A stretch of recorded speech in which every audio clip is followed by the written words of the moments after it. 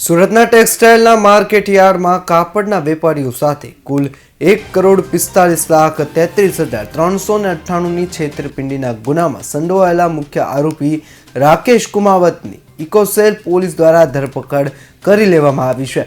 આ ટોળકીએ અલગ અલગ 10 દુકાનો ભાડે રાખી વસ્ત્રો ખરીદી કર્યા બાદ દુકાનો બંધ કરી નાખી નાસી જવાની રીત અપનાવી હતી। આરોપીઓએ ટેક્સટાઇલ માર્કેટમાં દુકાનો ભાડે રાખી હતી અને ફરિયાદી પાસેથી શરૂમાં કાપડનો માલ ખરીદીને સમયસર પેમેન્ટ કરીને વિશ્વાસ જીત્યો। ત્યારબાદ વધુ માલ મંગાવી નક્કી કરેલી રકમ ચૂકવ્યા વિના 2024ના ફેબ્રુઆરીમાં પોતાની તમામ દુકાનો બંધ કરીને નાસી ગયા હતા। શ્રી બિપિનભાઈ ગોરધનભાઈની ફરિયાદ હકીકત એ રીતેની છે કે પોતે ટેક્સટાઇલના વ્યવસાય સાથે સંકળાયેલા છે અને પોતાને ત્યાં વિવર તરીકે માલ જે ઉત્પાદન થાય છે તે અલગ અલગ વેપારીઓને કાપડનું વેચાણ કરે છે।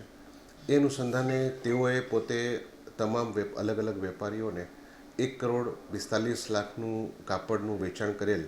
જે કાપડના વેચાણ પેટે તેઓને જે પૈસા લેવાના હતા એ પૈસા વેપારીઓએ તેઓને આપેલ નહીં અને તેમની સાથે વિશ્વાસઘાત કરી અને પોતે પોતાનો વ્યવસાય બંધ કરીને જતા રહેલ। જે અનુસંધાને ડીસીબી પોલીસ સ્ટેશનમાં ગુનો દાખલ કરવામાં આવેલ અને આ ગુનાના કામે આરોપી રાકેશ કુમાવતની ધરપકડ કરવામાં આવેલ છે। આરોપીને પૂછપરછ ચાલુ છે અને હાલની તપાસ પણ આ ગુનાની ચાલુ છે। આરોપી ભૂતકાળમાં સુરતમાં વિશ્વાસઘાતના ગુનામાં ડીસીબી પોલીસ સ્ટેશન અને સલાબતપુરા પોસ્ટેમાં ધરપકડ થઈ ચૂકેલ છે।